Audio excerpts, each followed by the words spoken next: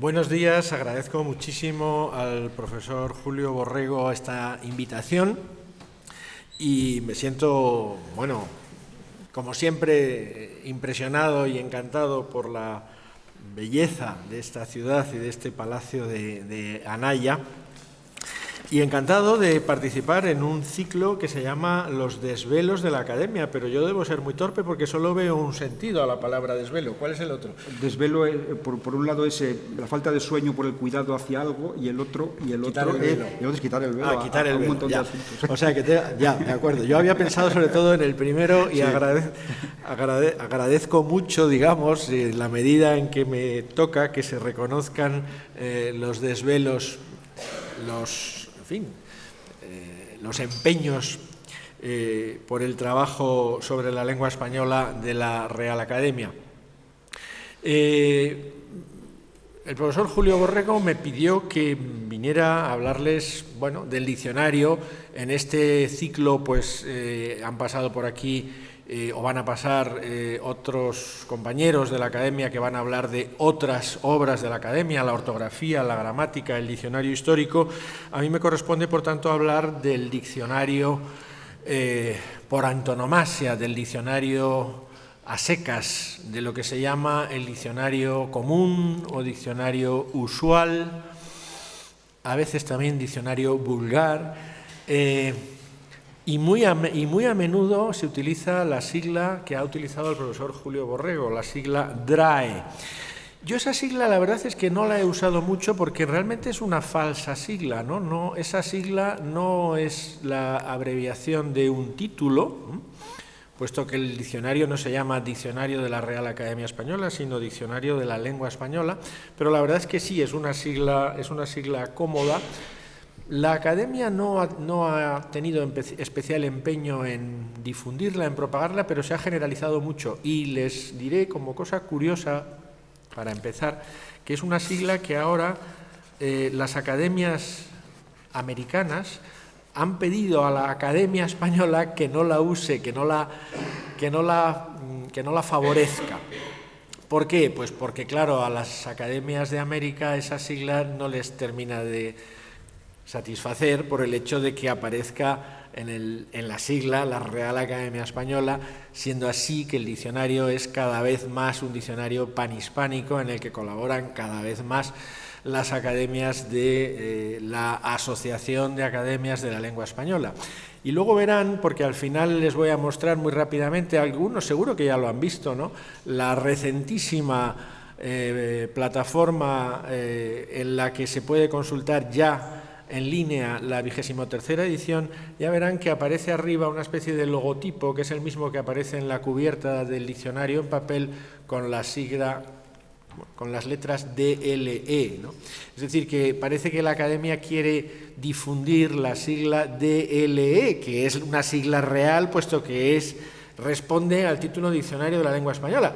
Pero, en fin, nada más que esto, es un intento, y al fin y al cabo la sigla DLE es mucho más incómoda que la sigla DRAE, porque la sigla DLE hay que deletrearla y la sigla DRAE no hay que deletrearla. Bien, tras este exordio les diré que no voy a hablar solo del diccionario actual, de esa 23ª edición, sino que me voy a remontar en el tiempo hasta los tiempos del rey Felipe V, que tengo aquí a mi derecha, que fue el rey bajo cuyo reinado se fundó la Real Academia. Estamos ahora, en cierto modo, todavía con la resaca del tercer centenario, ¿no? La Academia, como saben ustedes, se funda en 1713, pero los actos, los académicos empiezan a reunirse en agosto de 1713, pero el rey Felipe V otorga su sanción, su respaldo oficial a la corporación en 1714. Por tanto, y los estatutos se promulgan en 1715, de manera que a lo largo de 2013, 2014, 2015 hemos venido celebrando el tricentenario de la Academia. Como saben ustedes, la Academia se funda con un propósito muy claro, que es hacer un diccionario. Ya nada más comenzar los estatutos de la Academia de 1715 se dice que el propósito de la Academia es hacer un diccionario el más copioso que pudiere hacerse, el más copioso que pudiera hacerse. Recuerden esta frase porque va a tener mucha importancia en el desarrollo mismo de la obra. Y hay que, bueno, ahí tienen los estatutos, ahí tienen los lomos de algunos de los tomos. No podemos cansarnos de ponderar el enorme mérito que tuvieron aquellos académicos fundadores para, en un plazo de tiempo muy breve, conseguir hacer un diccionario absolutamente extraordinario. Sin duda, consiguieron dotar a la lengua española, yo creo, del mejor diccionario que había en Europa. Ese diccionario es el que tienen ahí a la derecha, Diccionario de la Lengua Castellana, en que se explica el verdadero sentido de las voces, su naturaleza y calidad con las frases o modos de hablar, los proverbios o refranes y otras cosas convenientes al uso de la lengua, dedicado, naturalmente, al rey nuestro señor don Felipe V. Tomo primero, año 1726. Este es el famosísimo, como saben ustedes, todos seguro que lo conocen ya, el Diccionario de Autoridades, pero que no se llama así, ese es un título postizo, ese no es el título que la obra lleva, sino Diccionario de la Lengua Castellana, etc. Este tomo salió en 1726, es decir, solo 13 años después de la fundación de la Academia. Esto es poquísimo. En 13 años poner en pie ese primer tomo tiene un enorme mérito por parte de un grupo de aficionados, no filólogos, mucho menos lexicógrafos, sino aristócratas, altos funcionarios de la administración, clérigos, militares, diplomáticos, personas, por supuesto, sí, instruidas, pero que descubrieron la lexicografía a medida que la hacían. Y fíjense, 13 años, por tanto, entre la fundación y el primer tomo, y otros 13, casualmente, entre el primer tomo y el sexto. El sexto tomo, que bueno, ahí no está, llega hasta la Z. Esto tiene mucha importancia, que no se cansaran, que no se desanimaran, que no tiraran la toalla a la mitad, sino que hicieran el esfuerzo de coronar la obra hasta culminarla en la Z, tiene muchísima importancia. Hicieron la mayor proeza que ha hecho, yo creo, nunca la Real Academia Española. ¿Qué modelos podían tener para seguir? ¿Qué modelos tenían? Es evidente, el diccionario francés, que se había publicado por primera vez en 1694, y el vocabulario degli Accademici della Crusca, el diccionario de la Academia de la Crusca, que se había publicado en 1612. Estos eran los dos modelos que podían seguir. ¿Cuál siguieron? Siguieron, sin duda, el italiano. A pesar de que la Academia Española se parecía bastante en algunas de sus peculiaridades y por lo pronto en el nombre, ¿no? Academia Francesa, Academia Española. A la francesa, el modelo que siguieron fue el de la Academia de la Crusca. ¿Por qué? Porque el diccionario de los franceses no citaba textos para ejemplificar el uso de las palabras y acepciones, y el de los italianos sí. Es decir, eligieron el camino más difícil, más filológico, más comprometido, que es el de respaldar con textos, autorizar con textos cada una de las palabras y acepciones.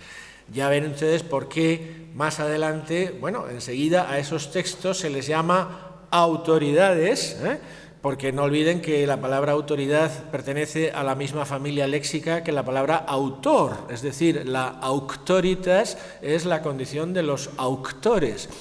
Y con el tiempo, ya veremos cuándo, empezó a denominarse este diccionario familiarmente en la jerga de los propios académicos como diccionario de autoridades. Pues bien, decidieron seguir el mismo modelo de la Crusca, el modelo de acompañar cada palabra o acepción con citas textuales, es decir, la mejor lexicografía. Descubrieron por dónde iban los tiros de la mejor lexicografía. También la mejor lexicografía que se hace hoy es la lexicografía que hoy no llamamos autorizada, sino ejemplificada, documentada con textos reales. Por ejemplo, el extraordinario Diccionario del Español Actual de Manuel Seco, Olimpia Andrés y Gabino Ramos, que supongo ustedes conocen.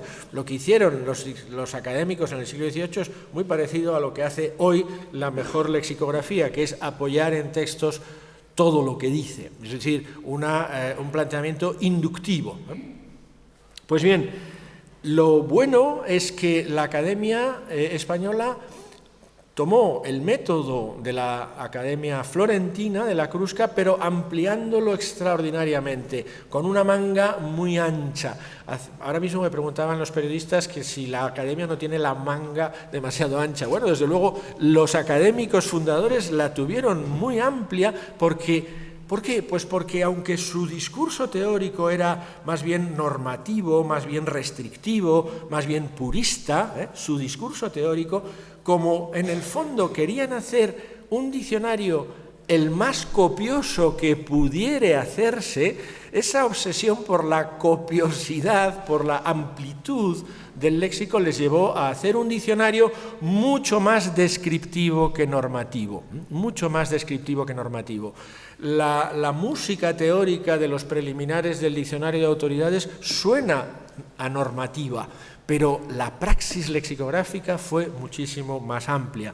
En todos los aspectos, en el aspecto diacrónico, porque recogieron textos desde la Edad Media hasta el mismo siglo XVIII, en el aspecto diatópico, porque se informaron de voces aragonesas, de voces murcianas, de voces andaluzas, de voces americanas, aunque pocas, y las incluyeron en el diccionario. Esto hubiera sido inimaginable en Francia, porque el diccionario francés recogía el francés de la corte, y hubiera sido inimaginable en Florencia, porque el diccionario de la Crusca recogía la modalidad toscana, florentina de la lengua italiana.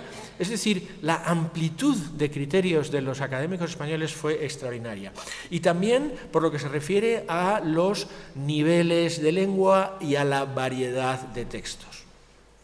Se suele considerar que el diccionario de autoridades es un diccionario que refleja muy ampliamente la lengua de los escritores del Siglo de Oro, y por supuesto que es así.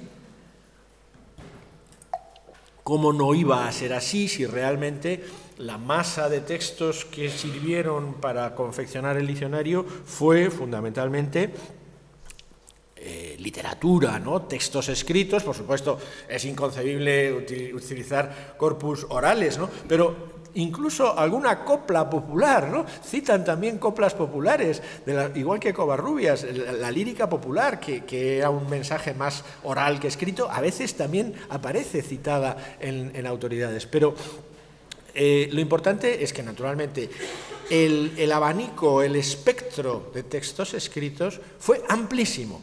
Así como los académicos de la Crusca prácticamente se limitaban a le tre corone della lingua toscana, que eran Dante, Petrarca y Boccaccio, todo lo que no estuviera en Dante, Petrarca y Boccaccio no era buen italiano, los académicos españoles flexibilizaron y ampliaron tanto el espectro textual que cualquier texto les servía. Para demostrarles esto, solamente me voy a fijar en un caso verdaderamente curioso. Vamos a ver. Hoy conocemos ya muy bien el diccionario de autoridades, tenemos ya estadísticas muy completas de las obras que más se citan, y a nadie le producirá extrañeza saber que la obra que más veces se cita en autoridades es El Quijote, lógico. Aparte de ser El Quijote y de ser Cervantes, bueno, son 2 tomos y la masa textual del Quijote, y El Quijote es ya un mito literario en el XVIII. El autor, ese es el texto, la obra más citada es El Quijote. El autor más citado es Quevedo, o sea, Quevedo en conjunto está más veces citado que Cervantes. Bueno, y así sucesivamente. Pero enseguida aparecen, en el tercer, cuarto puesto, aparecen la nueva recopilación de leyes del reino, es decir, un texto jurídico. El Dioscórides de Laguna, un texto importantísimo para botánica, la traducción con comentarios del Dioscórides de Laguna. Es decir, que enseguida aparecen junto a los autores literarios textos que no son propiamente literarios, en el sentido estrecho de la palabra, no son bella literatura, no son bellas letras, sino literatura. Pues bien, uno de los lugares más altos en el número de citas del diccionario de autoridades lo ocupa una obra que los académicos citan como pragmática de tasas, de la fecha 1680. Fíjense que es una fecha interesante porque está cerca de finales del 17 y, por tanto, cerca de la realización misma de la obra. Bueno, pues eso que ellos llaman pragmática de tasas es ese documento que tienen ahí, un modesto folleto de 50 folios, 100 páginas, que se llama Cédula Real, en que Su Majestad manda se observe y guarde la moderación de alquileres de casas y precios de todos géneros comerciables, etcétera. Año 1680. Y luego en la página 3 lleva este otro título: Tasa general de los alquileres de las casas que se alquilan en esta corte y precios a que se han de vender las mercaderías y de las hechuras, salarios y jornales, etc. Es decir, es un documento emanado de una oficina municipal donde se establecen los precios de los alquileres y de los bienes de consumo en la corte en Madrid en 1680. ¿Cabe imaginar un impreso más humilde que este? Es decir, ¿qué tiene esto de literario? Absolutamente nada. El valor literario de este texto es cero. Y sin embargo, a efectos de autorizar una palabra, esto pesa tanto como el Quijote o como las poesías de Quevedo, o como el Buscón, o como el Lazarillo, o como Garcilaso. Pesa lo mismo, vale lo mismo para autorizar la lengua. ¿Y por qué lo utilizaron tanto? Pues porque es una mina para el vocabulario cotidiano. Ahí se menciona todo lo que se podía comprar y vender, o alquilar, o reparar, o lo que fuera. Es una radiografía de la vida cotidiana en la España de finales del siglo XVII. Es una mina léxica. Y los académicos se dieron cuenta y la citaron. Muchísimo. Fíjense, el Quijote se cita en Autoridades 2.403 veces. Muchísimo, ¿no? Pues bien, la pragmática de tasas se cita en total 785 veces, que no está nada mal. Ahí tienen el desglose de las veces que se cita en cada uno de los 6 tomos. Pues bien, curiosamente, sabemos qué edición del Quijote se utilizó. Se utilizó no la primera de cada parte, sino una edición de principios del siglo XVIII, una edición de 1706. Pues bien, yo he hecho la siguiente cuenta. Si el Quijote ese de 1706 tiene 722 páginas y la pragmática de tasas tiene 101 páginas, la ratio de citas de una obra y otra en Autoridades es el doble en la pragmática de tasas que en el Quijote. ¿Entienden? Es decir, el número de veces que se cita una página de la pragmática es de 7,77 citas, y en el Quijote, cada página del Quijote aporta 3,32 citas. Es decir, creo que no es ningún sofisma decir que la pragmática de tasas, en términos relativos, se cita el doble de veces que el Quijote. En términos relativos, no en términos absolutos, claro está, porque el Quijote es una obra mucho más extensa. Por tanto, honor a los académicos del Diccionario de Autoridades. Lo que hicieron fue no solo admirable, sino muy moderno lexicográficamente hablando. Antes les he mencionado el que para mí es el más importante diccionario que se ha publicado de nuestra lengua después de Autoridades, que es el Diccionario del Español Actual dirigido por Seco. Pues bien, en el Diccionario del Español Actual de Seco, que es una radiografía del español de la segunda mitad del siglo XX, se citan, por supuesto, pues a Delibes y a Cela y a Marcé y a muchísimos escritores y muchísima prensa escrita, pero también se citan cosas tan humildes como las páginas amarillas, por ejemplo, de Telefónica, claro, porque eso también es un texto, eso es la constancia escrita de que algo se vende en una tienda, por ejemplo, que se anuncia en las páginas amarillas. Pues bien, lo más parecido a las páginas amarillas en el siglo XVII-XVIII era la pragmática de tasas, es decir, un texto humilde que reflejara el léxico cotidiano. Lo más parecido a eso era esa pragmática de tasas que ocupa, en términos absolutos, un puesto altísimo entre las obras citadas en Autoridades y en términos relativos a su extensión, el puesto, digamos, creo, número 1. Bien, tengo que ir deprisa porque solamente quería hacer este pequeño y rápido homenaje al Diccionario de Autoridades.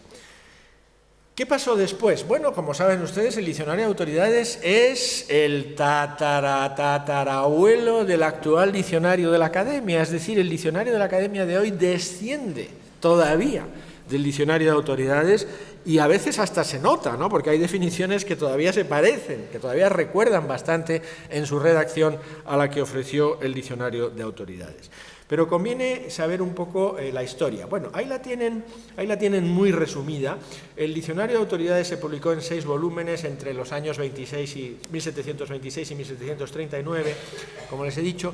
Y un dato menos conocido es que la Academia en 1770 inició una segunda edición del diccionario de autoridades, que desgraciadamente ya los académicos no tuvieron tanto empuje como los fundadores, y esta segunda edición desgraciadamente quedó interrumpida. Solo se publicó el tomo primero, que incluía las letras A y B, exactamente, claro, las mismas letras que el tomo 1 de 1726.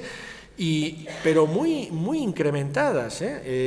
Esas 2 letras en 1770 tienen 2.600 artículos más, lo cual no está nada mal. De hecho, si esta segunda edición hubiera culminado, habría eclipsado a la primera, ¿no?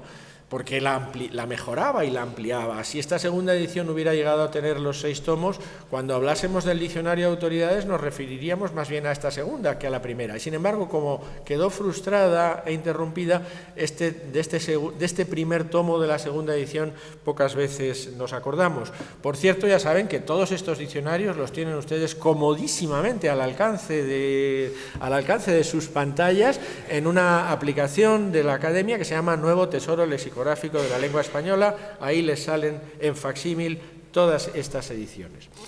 ¿Qué ocurrió después? Pues que la Academia tuvo una idea que desde el punto de vista comercial fue buena, pero que a la postre, para la historia de la lexicografía española, no fue buena, que fue publicar un diccionario en un solo tomo. Y es el de 1780, Diccionario de la Lengua Castellana, reducido a un tomo para su más fácil uso. Esta es la portada del de 1770, del de autoridades todavía, letras A y B, y este es el de 1780, Diccionario de la Lengua Castellana, compuesto por la Real Academia Española, reducido a un tomo para su más fácil uso. ¿Cómo se reducen 6 tomos a 1? Evidentemente quitándole las autoridades, es decir, dejando el esqueleto del diccionario, solamente los lemas y las definiciones.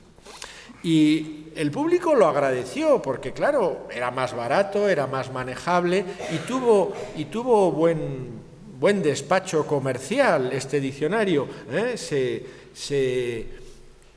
Se hizo una nueva edición en 1783, otra en 1791, etc. Este es el DRAE, digamos, ¿no? Aquí, en 1780, empieza a contar la serie de las ediciones. La de 1780, es la primera, y la del 83 la segunda, y así sucesivamente hasta llegar a la 23ª. Es decir, la serie, la cuenta de las ediciones comienza no en autoridades, sino en 1780.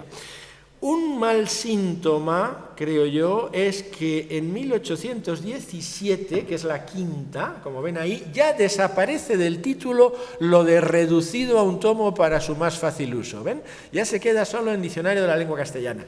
Mal asunto, porque ya la Academia está como, al decir que era un reducido a un tomo, no se olvidaba de que existía el de 6 tomos, pero al quitar esto ya se están como rompiendo las amarras con el diccionario de autoridades. En cierto modo, el hijo está matando al padre, ¿no? El vástago está matando al progenitor y lo está arrinconando, lo está eclipsando, ¿no? De hecho, como empezó a ser a partir de ahora el diccionario por antonomasia, fue entonces cuando los académicos, para distinguir al antiguo, ya le tuvieron que poner un apellido, un apodo, y ese fue Diccionario de Autoridades. Es en el 19 cuando se empieza a llamar Diccionario de Autoridades al viejo, al grande de 6 tomos, para distinguirlo de este. En fin, no me puedo entretener mucho, pero el caso es que la Academia, y no sabemos muy bien por qué, seguía revisando el Diccionario de Autoridades. En las sucesivas ediciones del Diccionario Común sí que se beneficiaban de una documentación escrita que se conservaba y que se conserva todavía en sus cédulas, pero no lo publicaba. Luego ya, en el siglo XIX, se rompió esa conexión con los textos, ¿no? Digamos que en vez de trabajar sobre la lengua de los textos, la academia se acostumbró cada vez más a trabajar sobre la metalengua del diccionario mismo. Y esto fue una lástima porque se rompió ese anclaje inductivo, ese anclaje empírico. La academia procuró mejorar siempre su diccionario, pero a veces involuntariamente lo estropeaba. Por ejemplo, si los académicos fundadores habían definido bien o mal una acepción teniendo a la vista un texto, cuando se retoca esa definición sin tener a la vista ese texto, se puede traicionar lo que con buena voluntad y con mayor fundamento filológico habían hecho los fundadores. Bien, el caso es que el diccionario de la Academia es un hecho verdaderamente insólito en la historia editorial, ¿no? Una obra que se reedita a intervalos regulares, que no oscilan nunca más allá de los 14 años, ¿no? Y a veces menos, regularmente desde 1780 hasta 2014. Un detalle curioso es que en la edición de 1925, que es la 15ª, el título cambia y pasa a ser Diccionario de la Lengua Española, no castellana. Esto fue una decisión en la que intervino con mucho ahínco don Ramón Menéndez Pidal. Fue Menéndez Pidal el que convenció a los académicos de que era conveniente, y también la gramática pasó a llamarse de Gramática de la Lengua Castellana, en 1924 pasó a llamarse Gramática de la Lengua Española. Bueno, esta es la penúltima edición, la de 2001, y esta es la muy reciente edición, ven la sigla esa de EL, la edición en papel de 2014, la 23ª edición. Bueno, les doy algunas cifras de esta reciente edición. Si la de 2001 tenía 88.000 y pico entradas, la 23ª tiene 93.111. Para que se hagan una idea, Autoridades tenía unas 42.000, que está muy bien para el siglo XVIII, ¿no? Covarrubias no pasa de 12.000. Y en estos 3 siglos, la macroestructura del diccionario se ha más que duplicado, ¿no? Claro que hay muchísimos elementos desusados o anticuados. Esta última edición tiene 200.000 acepciones nuevas. Bueno, estos son otros formatos, ¿eh? Este es el formato normal. Hay un formato así para coleccionistas que tiene el mismo tamaño para que haga juego en una estantería con las ediciones anteriores, pero esta es una edición más cara y poco difundida, y esta es una edición en rústica que en España no se comercializa, se comercializa en América para que sea más barato. Bueno, tengo que decirles con toda claridad, porque estamos en familia, que la edición en papel de 2014 se ha vendido muy poco, mucho menos que la edición de 2001, es decir, que la gente evidentemente no consulta el diccionario en papel. Yo en mis clases de lexicografía del curso pasado en la universidad me desesperaba diciéndoles a los alumnos que por favor fueran a la biblioteca, no que lo compraran si no podían, no querían, pero que fueran a la biblioteca a verlo, porque la versión que consultaban en los móviles ya no era la vigente, ¿no? Se había quedado anticuada, ¿no? Y costaba muchísimo que los alumnos, seguro que los de Salamanca son más diligentes y más trabajadores, costaba muchísimo que fueran a la biblioteca a consultarlo. ¿Y por qué? Pues porque lo cómodo, evidentemente, para todos hoy es la edición en línea que ya está disponible. Bueno, ahí tienen algunas cifras. Ha habido realmente muchas pequeñas o grandes novedades. Hay unas 140.000 enmiendas que afectan a unos 49.000 artículos, o sea, a más de la mitad de los artículos. Hay 18.742 acepciones con alguna marca americana. Hay 435 acepciones con la marca España, que son pocas todavía, pero es un incremento significativo. Esto, naturalmente, siempre una reclamación que hacen los americanos, ¿no? ¿Por qué hay una marca México y una marca Argentina y no hay una marca España? No la había antes, ahora sí la hay, para los usos exclusivamente del español de España. 102 acepciones todavía con la marca Filipinas, que la verdad es que es un vestigio del pasado más que otra cosa. Otra pequeña novedad es que hay 30 acepciones con la marca Guinea Ecuatorial, 333 extranjerismos crudos, es decir, extranjerismos en cursiva, y 222 locuciones latinas. Bueno, naturalmente un diccionario es una maquinaria muy compleja y yo no puedo ahora detenerme mucho en explicarles cómo funciona toda esa maquinaria. Como decía el profesor Julio Borrego, a veces la gente se fija en aspectos muy anecdóticos y no va al meollo de la cuestión. Por ejemplo, somos conscientes, por ejemplo, de que los verbos requieren una revisión muy profunda de su presentación gramatical en el diccionario, las palabras gramaticales también, la enorme cantidad de acepciones que han podido quedarse anticuadas y que no llevan la marca de anticuada. Es decir, hay que hacer una revisión todavía muy, muy profunda del diccionario de la Academia, y yo creo que esa revisión muy profunda no la podremos hacer hasta que no tengamos un diccionario histórico completo. Pero del diccionario histórico no les voy a hablar porque les hablará en otra conferencia el profesor Pascual. Yo querría mostrarles ahora un momentito, a ver si soy capaz.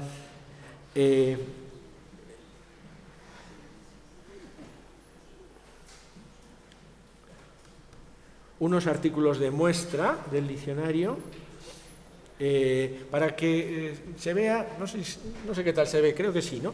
Que, bueno, hay bastantes novedades, en muchos aspectos. ¿Cómo puedo hacer? Bueno, de momento, fíjense, una novedad que, claro, en la edición online desaparece, son estas marquitas, estos circulitos negros, blancos o cuadratines, que separan bloques de acepciones. Por ejemplo, la primera acepción es un adjetivo, ¿no? La segunda acepción también, la tercera también, la cuarta también, de la palabra cómico, cómica. La quinta es un sustantivo y por eso lleva M y F, y para marcar que se pasa del bloque de los adjetivos al bloque de los sustantivos aparece ese circulito negro. Y luego la sexta es un sustantivo solo femenino, es decir, un subgrupo dentro de la categoría sustantivo, por eso aparece un circulito blanco. Estas pequeñas novedades lo son de esta edición. No sé cómo puedo bajar. Tiene que ser con el puntero sobre la pantalla. Con este, vale, perfecto, gracias. Correr, dices. Sí, correr para abajo.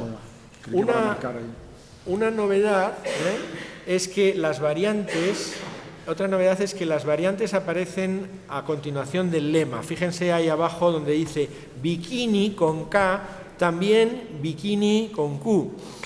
Y luego un rombito y luego la etimología.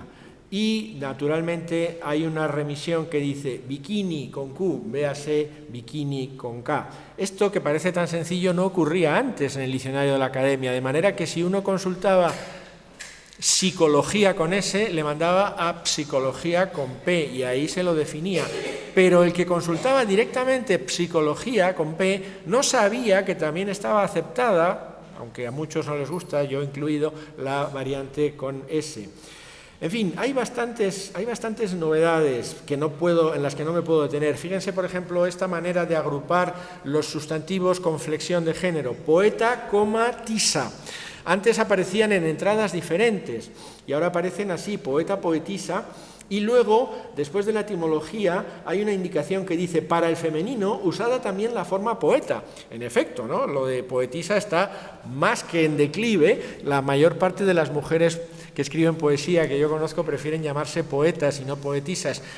Probablemente desde que Unamuno llamó a los malos poetas poetisos, ¿no? Con lo cual, claro, ya destrozó absolutamente la palabra poetisa. Bien, ha habido que hacer entonces muchas cosas en este diccionario, muchas. Miren, en los últimos años habían salido, es decir, en estos 13 años comprendidos entre 2001 y 2014, la Academia había publicado bastantes obras importantes. El Diccionario Panhispánico de Dudas en 2005, la gramática monumental en la que trabajó el profesor Borrego, los 2 tomazos más el tomo de fonética de 2009-2011, la ortografía, con muchas novedades, aparecida en 2010. Entonces, claro, no podía haber contradicciones entre una voz y otra de la Academia y había que armonizar el diccionario a lo que esas obras dicen. Esto ha traído sus complicaciones, ¿eh? Les pongo un ejemplo. La ortografía propone como forma canónica de la palabra española quorum, la forma con C y con tilde en la O, claro, quorum. No le falta razón en su planteamiento teórico a la ortografía. En 1817 se eliminó la Q que no fuera dígrafo. Me siguen, ¿no? Es decir, hasta entonces se escribía cuota con Q, frecuencia con Q. A partir de 1815, y por tanto a partir del diccionario de 1817, la Q seguida de la U solo funciona como dígrafo, ¿no?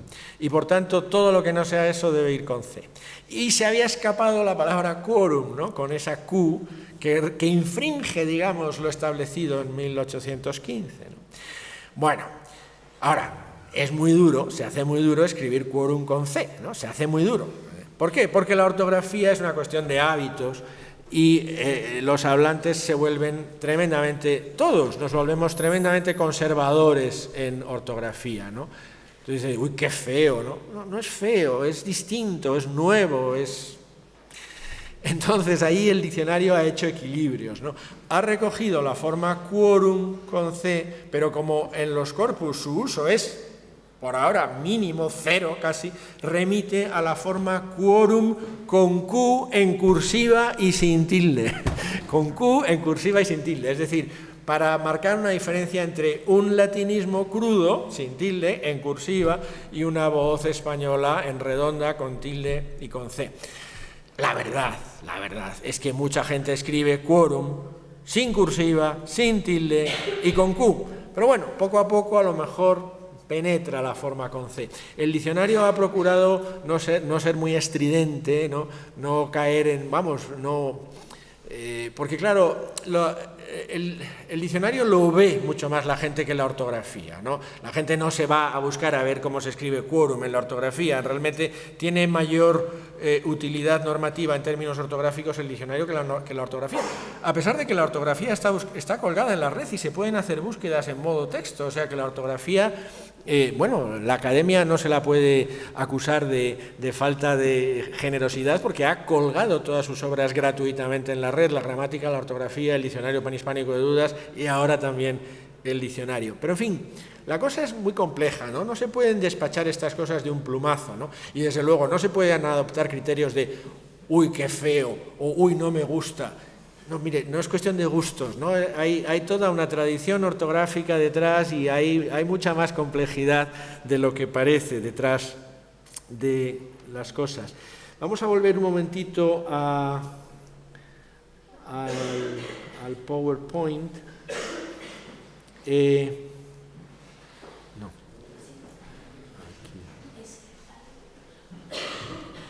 No. Ay, ¿qué he hecho? Es que no estoy aquí y... ¿En donde pone vista previa? Ahí, ¿no? Perfecto. Vale.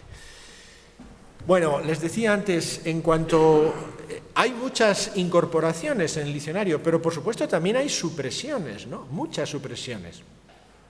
Porque descubrimos, a mí hay un fenómeno que me gusta muchísimo, ¿no? Que he estudiado bastante, que es el de las llamadas palabras fantasma, ¿no? El diccionario está lleno de fantasmas léxicos, palabras que no han existido nunca, que son fruto de un error, de una errata, las miserias de la filología, que también las tiene, ¿no? La filología tiene sus grandezas y sus miserias. Bueno, pues por poner un solo ejemplito mínimo, de repente el diccionario de 2001 decía boleador, de bolear, germanía, hombre que hace caer a otro. Bueno, toda la germanía del vocabulario, esa especie de jerga de matones y rufianes del siglo de oro, toda esa germanía viene de un pequeño diccionario firmado por un tal Juan Hidalgo, que no se sabe si es un seudónimo o no, que se llama Vocabulario de Germanía, que acompaña a una colección de romances de Germanía y que se publica en 1609. Bueno, pues fuimos a las fuentes, a este Vocabulario de Germanía, y vimos que decía volcador. Confundir una E y una C en tipografía es facilísimo. Entonces, cuando la metieron en el diccionario, bueno, con las prisas alguien puso boleador en vez de volcador, porque volcador con B o con V sí que está un poco más claro, ¿no? Volcador es volcar, ¿no? Por tirar a alguien, empujarlo y hacerlo caer. Pero boleador, ¿qué? Es un disparate, es una errata, es un fantasma léxico, y lo hemos quitado. No hemos puesto volcador, que tendríamos que haberlo puesto con V, ¿no? Por coherencia con la familia. Sencillamente se ha quitado porque eso de volcador no había ningún texto que lo refrendara, y es que esa jerga que recoge el vocabulario de Hidalgo tiene mucho de artificiosa. Bueno, pues ahí tienen una pequeña palabrita fantasma que hemos quitado. Este otro caso también es muy bonito. Había dos homónimos, este le dediqué yo un trabajo, había dos homónimos en el diccionario de la Academia de 2001, un guitón 1 y un guitón 2. Uno, especie de moneda que servía para tantear, para marcar tantos, ¿no? Y un guitón 2, guitona, vagabundo.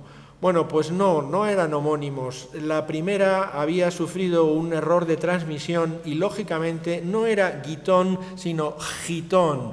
O sea, giton, jeton en francés y giton en español antiguo es un galicismo, pero del francés jeton, bueno, antes... esas que ustedes son tan jóvenes que para llamar por teléfono había que meter una fichita que se llamaba jetón y gitone en italiano. Bueno, pues este es el gitón, ¿no? Eran unas monedas que servían para marcar puntos o tantos. Ficha o moneda, hemos mejorado la definición, además, ficha o moneda sin valor determinado usada para contar. Y la otra es guitón. A ver. Sí, no. Bueno, no sale abajo. La definición es la misma: vagabundo, holgazán sin oficio, etc. Ese sí que tiene gue sonora, ¿no? Gue suave. Bien, otra cuestión muy importante por la que inevitablemente me han preguntado los periodistas es la cuestión de lo políticamente correcto, ¿no? Y de cómo es posible, dicen algunos, que la Academia no sea más sensible a las protestas que a veces suscitan en amplios sectores de población, o a veces no tan amplios, determinadas palabras con sus significados.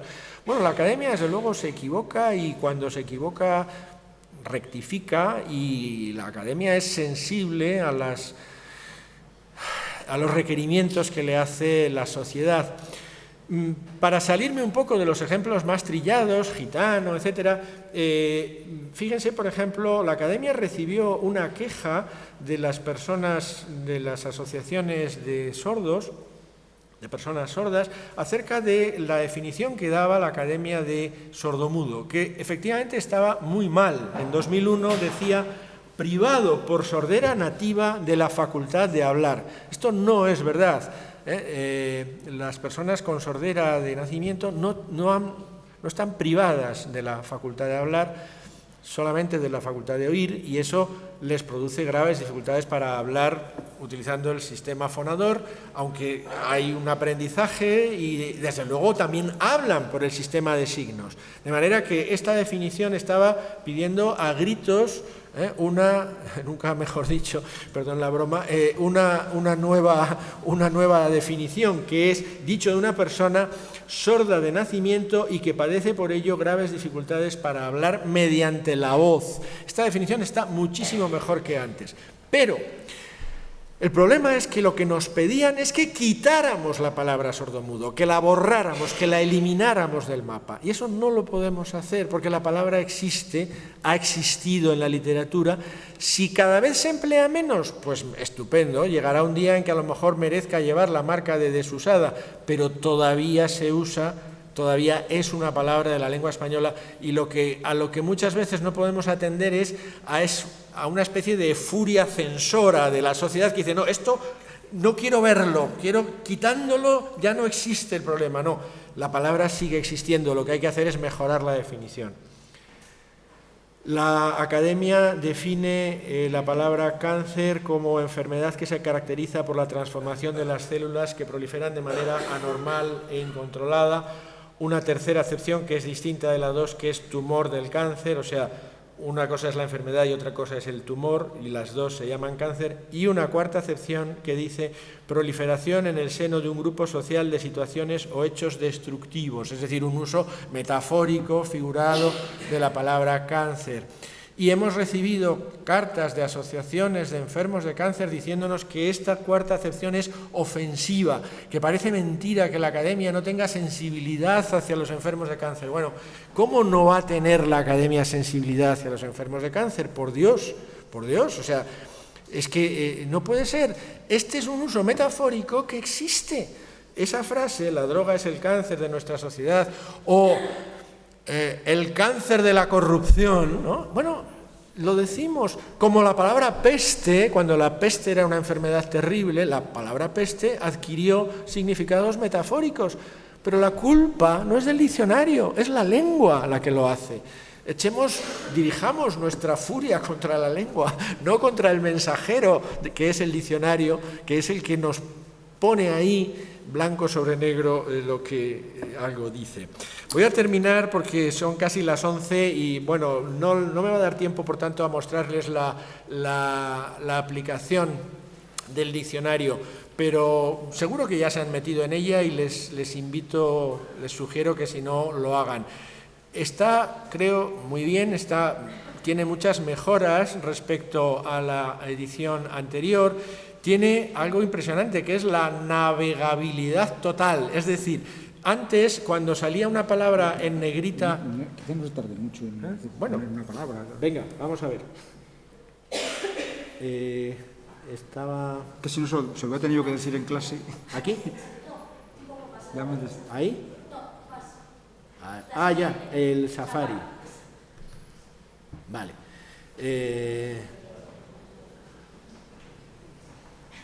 Bueno, pues nada, cáncer. Ya que bueno, no, vamos a poner una cosa más agradable. Qué sé yo, universidad. Cualquier palabra que se consulte. Bueno, naturalmente hay un detalle aquí. Bueno, pues nada, todos esos símbolos que aparecen en la edición en papel aquí ya no son necesarios, ¿no? Aquí se juega con los colores, el espacio ya no es problema, cada acepción ocupa un párrafo nuevo, por tanto, todos esos simbolitos aquí no son necesarios, la etimología va en verde, el lema va en azul. Aquí aparecen algunas palabras destacadas en rojo o en azul, ¿no? También en la edición anterior, y pinchando en ellas nos llevaba a la palabra, ¿no? Pero ahora cualquier palabra nos lleva a...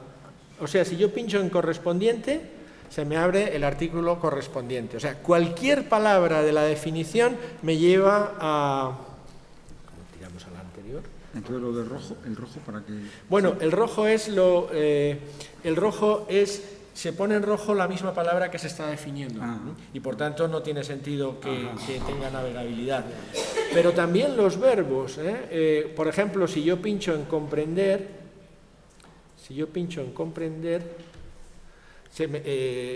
en comprende, me sale comprender, es decir, que hay todo el paradigma del verbo lo reconoce. La verdad es que está bastante bien hecho. Y luego también tiene aquí la posibilidad de buscar por palabras o... ¿Por qué no se me despliega aquí un menú? aquí se me tendría que desplegar un menú. Aquí. Empieza por, bueno, pues nada, yo qué sé, unid.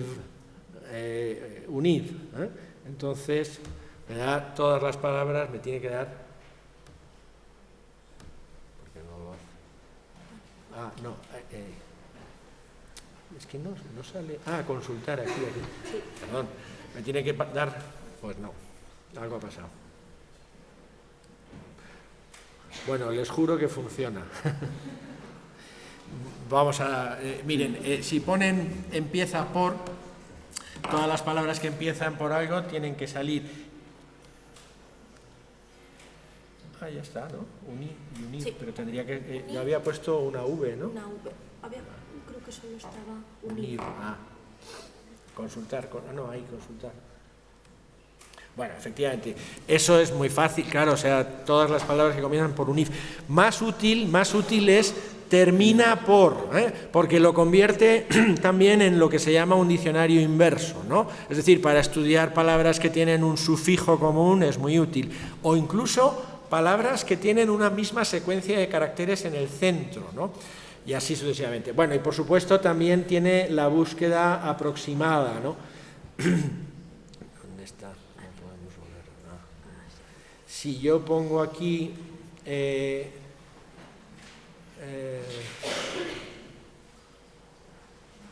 bueno, sí, por palabras, y pongo, bueno, pues qué sé yo, si soy tan burro que pongo avaricia así, vamos, ya más errores no se pueden cometer, ¿no? Avaricia con H, con B, con Y y con S, pues creo, dicen, que... Pues ¿qué? ¿Por qué? ¿Pero por qué? Que tiene los dedos muy cortos. Avaricia. Que sale avaricia con V. Esto es como magia, ¿no? Bueno, esta tiene muchas más posibilidades que la edición de 2001 y creo que bueno, gracias, como ven, a una entidad bancaria que ha puesto ahí su... Porque claro, tengan ustedes en cuenta, ya les he dicho, que el diccionario en papel se ha vendido mal, hay que reconocerlo, y por tanto la Academia necesita vitalmente un soporte económico. Es imposible, si la Academia pretendiera cobrar esto, bueno, la rebelión sería brutal, ¿no? Evidentemente, cuando algo es gratuito, tiene que seguir siendo gratuito y a mí me parece muy bien. Por tanto, gracias a un patrocinio privado, hemos conseguido que esta página esté disponible. Termino leyéndoles un texto muy bonito de Ortega en relación con lo que decía antes. La de culpabilizar al diccionario de cosas de las que el diccionario no tiene la culpa. Decía Ortega, y con esta cita termino, son curiosos estos obesísimos libros que llamamos diccionarios, vocabularios, léxicos. En ellos están todas las palabras de una lengua y, sin embargo, el autor de ellos es el único hombre que cuando las escribe no las dice. Es decir, el diccionario como texto no es un mensaje lingüístico, es un mensaje metalingüístico. Cuando escrupuloso, el lexicógrafo, el autor de un diccionario, cuando escrupuloso anota los vocablos estúpido o mamarracho, no los dice de nadie ni a nadie, no está insultando a nadie, lo cual nos pone delante de la más imprevista paradoja, que el lenguaje, es decir, el vocabulario, el diccionario, es todo lo contrario del lenguaje y que las palabras no son palabras, sino cuando son dichas por alguien a alguien. Es decir, solo cuando alguien llama con la intención insultante gitano a alguien está insultando. El diccionario, cuando recoge la palabra gitano, no está insultando a nadie. Muchas gracias.